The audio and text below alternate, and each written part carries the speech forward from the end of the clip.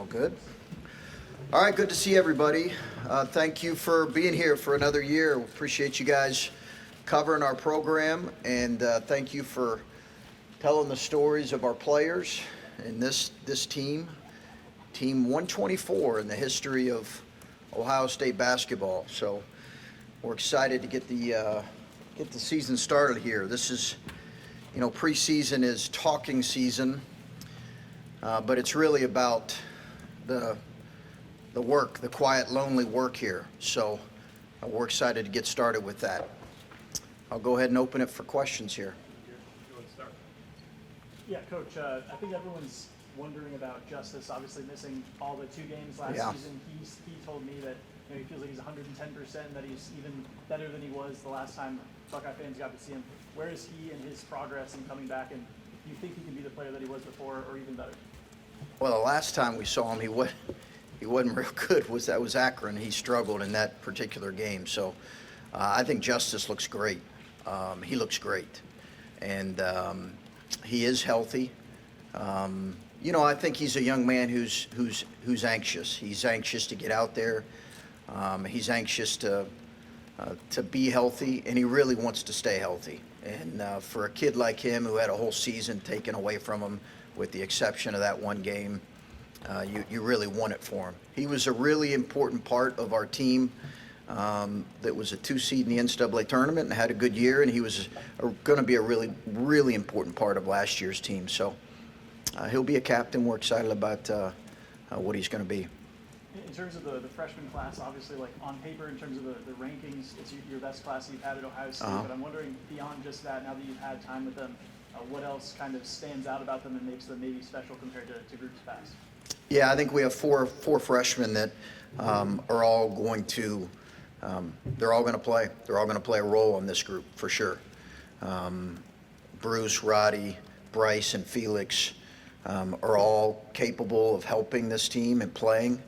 They'll go through some ups and downs. They'll have some challenges, but all 4 are going to play. You're going to see them a part of every game for sure, and we're excited about that. We're excited about the potential of that group for sure. Chris, along those lines, how much do you have, you've been through this before, how much do you have to gear it back when you have those 4 coming in? Do you have to just go fundamentals? Yeah. It's been more than we've ever had to do, to be real honest with you. Maybe with the exception of our first year when we were implementing a different, coaching style, a different system. But it's been more than I've ever had to do, with this number of young guys. And it's not just that they're young guys, it's they're young guys that we're going to count on to play. So I think speeding up their development, we were just talking about it in film, there are things that probably we can't see right now even that are going to happen in games, and we're going to scratch our heads and say, where did that come from? Well, it's an experience. And you try to project and get ahead and see as much as you can some of the things that are going to come up, but we know there's going to be moments that are going to be head-scratching with those, just the general inexperience that those 4 are going to have. But if we can play them through that early in the year, we're excited about what it can be. Is that what keeps you up at night? I mean, at this level, you don't have the luxury of, when you have these guys coming in, of them just sort of biding time, right? And they've got to play and play well right away. What's that like as a coach? They do. I think, right now the focus is trying to get them ready. So I'm not thinking necessarily about, opening night as much as just getting them ready. But yeah, I've not coached a team that's probably counted on 4 freshmen as much as this group is going to. Again, there are some real positives to that. And, what can we grow into if we encounter some bumps along the way? What can we grow into? But I think there's a mixture of feelings. There's certainly some anxiety, but there's some excitement too. We're going to let Glenn the uptick you've had in recruiting. Yeah. Have you guys gotten better at it? Is it proof in the pudding? Is it a couple guys in the NBA? Is it NIL? But you're stacking now. I would say it's a combination of all of those, maybe with the exception of NIL. I think we'll see that in the beginning part, but that's not been promised to any recruit. I think the The uptick in recruiting has been really a collaborative work. I think we have a tremendous staff, and I would begin with that. I think we have a staff that has really worked at it. Listen, Clay, I'd be lying if I said that the NBA's success of two guys being drafted, of Dwayne also being in the NBA right now, didn't play a role. It's played a major role. It was certainly a question. You're always going to get that question from recruits. Who have you as a head coach and as a staff produced in terms of draft picks or first-round draft picks? So the success of Malachi and EJ being a 3-year guy, Malachi being a one-and-done, no question plays a role. But I also don't want to minimize the tremendous effort of our staff. And you're right, it's clear that this class on campus and the one we hope to sign here in a few weeks is the best it's been. It's exciting. You talk about the freshmen, but this is just a young team all around because you walked into a locker room with only 2 players that have ever put on a Buckeye jersey, and Suing, I guess, Diebler didn't play last season. Yeah. What is that like, and where is this team? Well, I think it's to be determined. Like I said, this is, I could sit here and talk, but this is really about the quiet, lonely work of every day and figuring that out and growing together. We certainly did some of that this summer, but we're still defining what our group's going to be like. And I think more than any team I ever had, that'll be defined and will probably be pretty fluid as the year goes on, provided we can stay healthy. And that has certainly been a question with our group. I think the evolvement of this group, how this group evolves, can be really exciting. But I think we're determining that on a day-to-day. We'll see how this group works over an extended period of time, and perhaps in a month or two I'll have a better answer. With this world of the transfer portal, and not just losing players but gaining them, do you think this is kind of the future of college basketball, walking into a new locker room every year, and how much does that change your coaching staff? Yeah, what I would tell you is most of college basketball has realized what I think sports world is starting to realize with college football. Listen, the transfer portal's been the transfer portal for years for college basketball. It just has been, there's been an uptick in the last 10 years. There's been, I talk to coaches on the road, they have 11 and 12 new players, and I talked to an SEC coach who's got 11 new players. He had 10 new players last year. It's not unique to any specific program. It is the way the sport is now and probably will continue to be. And that's why I appreciate you guys being here, because you get a chance to share the stories of this new group, 3 transfers and a bunch of freshmen. And hopefully our fans can embrace them, because they're a fun group to be around. With all those new faces, you do have a lot of versatility, it seems like, on this group. And I wonder, when you look at defensively trying to shore up some of the last year, Yeah. how much of the versatility of this team was planned because you were trying to get better at that end of the court? Big part of it, Adam. We have not been good enough defensively the last 2 years. We have just not. We have not been good enough. And I think we have been tremendous offensively. We've been really, really efficient. The numbers would back that up. 2 top 15 teams offensively, but we have not been good enough defensively, and we weren't good enough on the glass either last year. So you combine those 2 things, and there's inevitably a ceiling. So I think a little more athleticism, more versatility, a little more length at the rim. I think were all things that we needed to address. Because certainly you cannot have a poor offense. You got a ceiling if you have a poor offense, for sure. That's the reality. And just like it is in college football, in college basketball now, you have to be able to score. But we need to have considerably more balance in terms of what our numbers have been. And for 3 of our 5 years, we have been very good defensively. We just have not been the last 2 years. And then offensively, with a new, offensive coordinator, however you want to call Jake's role, compared to having Ryan doing so much of the offense, guys have talked about wanting to play faster. You've got a freshman point guard that's going to play a lot of minutes. Well, offensively, how different could this look with some new input there? Yeah, I think we are more versatile. We have a number of guys kind of in the middle of what you would say your lineup, those 2, 3, 4 positions that are pretty interchangeable. And their skill sets differ some, but they all can dribble, pass, and shoot. To varying degrees, and they give us a bit of athleticism there. We have a couple bigger guards. A guy like Roddy and Ice are bigger guards. Obviously, Bruce is a man at a young age. But I think that versatility is really critical for us and been critical for us, both defensively and offensively. We do not have, the elite scoring right now of a 19-point scorer like EJ was. We're hoping some guys can grow. So we'll have to have that, I think, with a mixture of guys and perhaps more balance across the board. Chris, I think half the guys I talked to refer to themselves as glue guys. Now, as you're putting together a new team, does that make things easier for you or more difficult because they don't necessarily have defined positions or statuses or?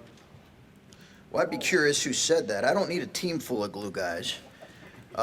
So I'd be curious who all said that, but it's good for certain guys to recognize their value and what they bring, and the fact that they connect a group of sometimes a glue guy gets a bad rap in terms of maybe having less talent and ability. You certainly need some really critical guys that connect the group. Kyle has been that and was that for a number of years here.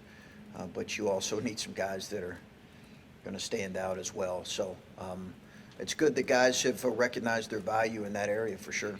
And then looking at the makeup, it seems like we could see more fast break with guys that can rebound and then move the ball with themselves. Do you expect that to be part of the offense? I think, I certainly expect us to be able to move better.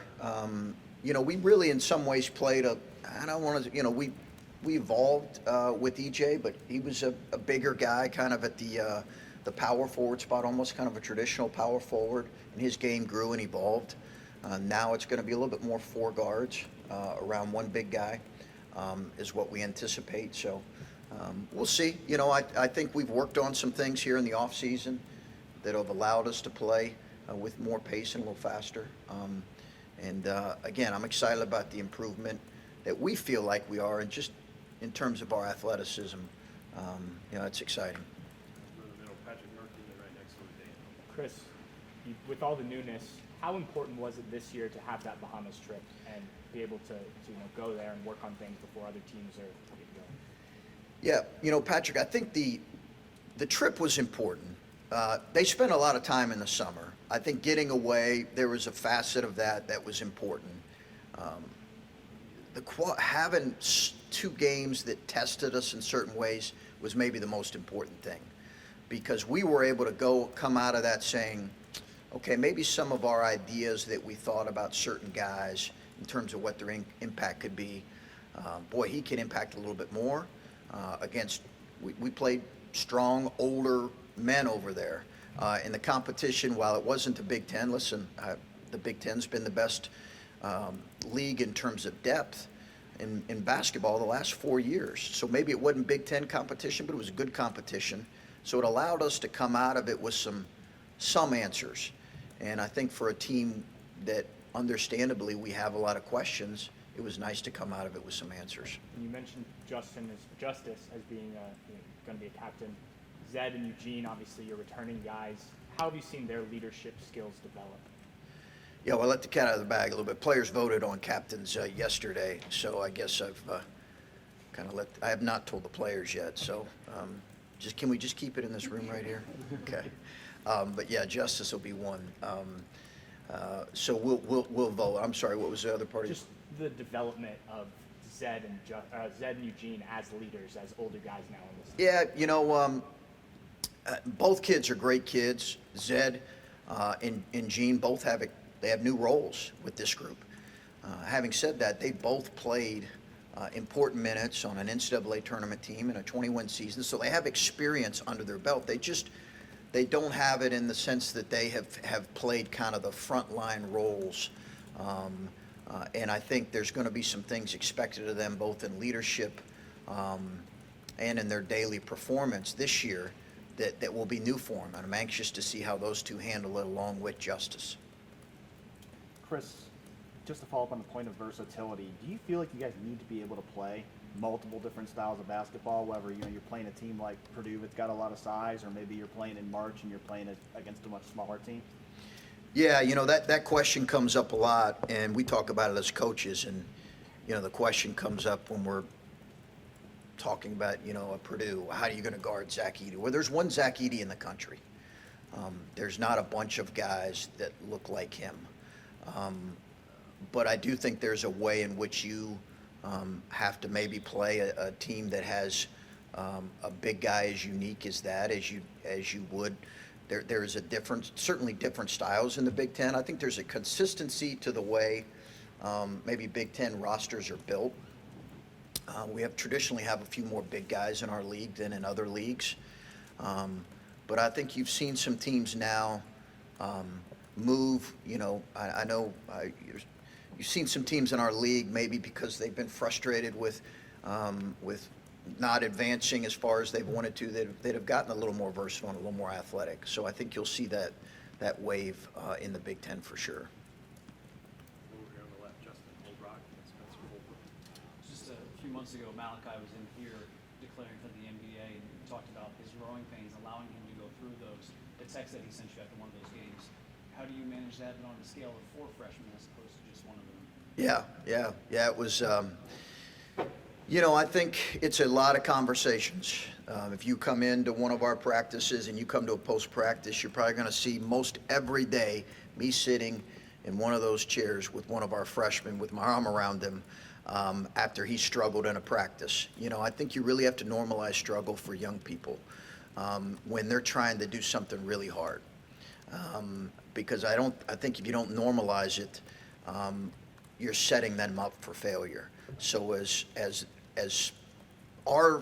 us leading them, we have to normalize struggle as much as possible, and then we have to challenge them with the right response. And the good ones figure out a way to respond the right way. Malachi found a way to respond the right way. You have a choice in those situations. When you're struggling in the midst of a game, or when you're struggling in the midst of practices and you're struggling over and over to respond the right way, he did, and saw the benefits of it later in the season. But there will be a lot of private conversations. We've tried to do that on the front end, but normalizing struggle is a big part of it. Chris, nowadays with the transfer portal, NIL, all of the things that go into being a head coach and doing all this, do you have to have more alignment with the athletic director, whether it be you and Ryan talking to him more, whether it be you guys talking to Gene, talking to whoever the athletic department wants? How much more conversations do you have now compared to a couple of years ago when this wasn't a big deal? Because of NIL? Yeah. Yeah, I think you always want to have those conversations in that alignment, but in something as fluid as NIL, there were a lot of conversations in the spring that I had with Gene and with Ryan about just sharing stories. Hey, what is happening on the front lines in your sport? Let me share what's happening on the front lines in my sport. Let's both share that with Gene. So that we can have an understanding of the direction he wants us to go when it comes to that. So there's no question. Something just came up this week where I need to call him and have a conversation and kind of get his thoughts. So absolutely. And then a little more specific. You guys brought Sean in, and everybody sees the 40% three-point shooter who can also do a couple other things. How important is it for you guys to get those other things out of him and recognize that he's not just a 40% three-point shooter? For Sean? Yeah, Sean's, I think sometimes you see that, you immediately kind of look at comparables maybe to guys here that have been in the past. But Sean's different. He's a different player than the guys we've had. I think he's looking to, expand part of his game, but he also understands his greatest strength is going to be the fact that he has to be guarded almost all over the floor. He does have some ball skills that I think are good.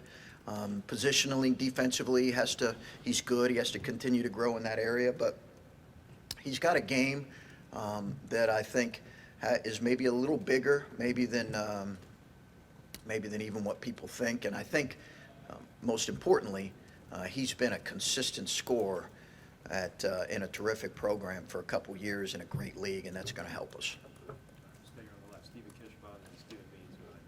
Chris, you mentioned a couple of times just how, the game of college basketball has been changing since you've become a head coach.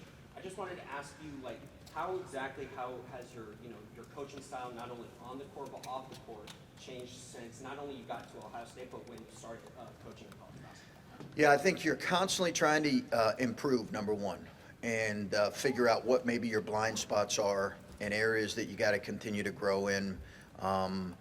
And it's really even more important as the game changes. And our game has experienced more change in the last 5 years than any time I can remember. Some of it's been the rule changes, and some of it's just some of the challenges you have as you're learning and growing and learning how to coach young people. But I think it's one of those things where every offseason you're kind of looking at it and seeing, okay, hey, what did we do well, and what can we do better? That's a constant process for someone like myself and our staff who are trying to be lifelong learners. How have you seen Isaac and Bruce? How have you seen that dynamic work? Do you think those two guys with those skill sets can be on the floor together? They will be on the floor together. Isaac and Bruce will be on the floor together, for sure. I would anticipate that because I think Isaac has the ability to play the three and then maybe even some forward, we'll have some small ball lineups this year where we have, some kind of 6'5" and over positionless groups that I think Isaac will be a part of that group for sure. Both those guys will be on the floor a lot. They go at it in practice. You got two really strong guys. While Ice is bigger and longer, they are both really physical guys. I think they've enjoyed that competitiveness. But for us to be our best, Stephen, they're both going to have to play together. All right, we'll go back to the right. Steve Nowagen and Kevin. Yeah, Coach. Tanner Holden, you see what he did in the NCAA tournament, has such a big game and impact for Wright State, and then comes here the last few months. Just how have you seen him kind of become a member of this program, and how do you feel some of those skills will translate to what you guys need in the Big Ten? Yeah, he's been great, Steve. He's been great. I think the biggest thing for him is, and I've talked about this, is Tanner's game is built on. He's a terrific cutter. He's a good athlete. He has scored primarily kind of some outside the three, but a lot of it's been inside. And I think he's going to have to continue to expand his game to be the most effective here in these next 2 years. And I think he's growing in that. He's a really good rebounding guard and wing. His teammates love him. He has been as consistent of worker as we have had on our team.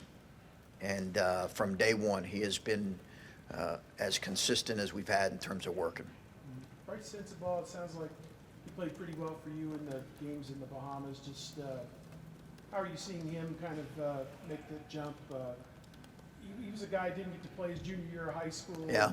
Some people didn't know much about him. I asked him, he's like, you feel like you got a lot to prove still, and he feels like he does. I don't know, just what's your thought, I guess? Yeah, no, he's tremendously gifted offensive player, and just a really unique. You're going to enjoy watching him because he's 6'6", 240, and he just moves. He moves exceptionally well at that size, and he's just a really gifted offensive player. Biggest challenge for him is understanding all the other elements, and we've got a really important 2 months right now with him, trying to get him to learn as much as possible the defensive side. But he's a tremendously gifted scorer. I mean, he's just really gifted. Can I squeeze just one last one? It's fine with me, Steve.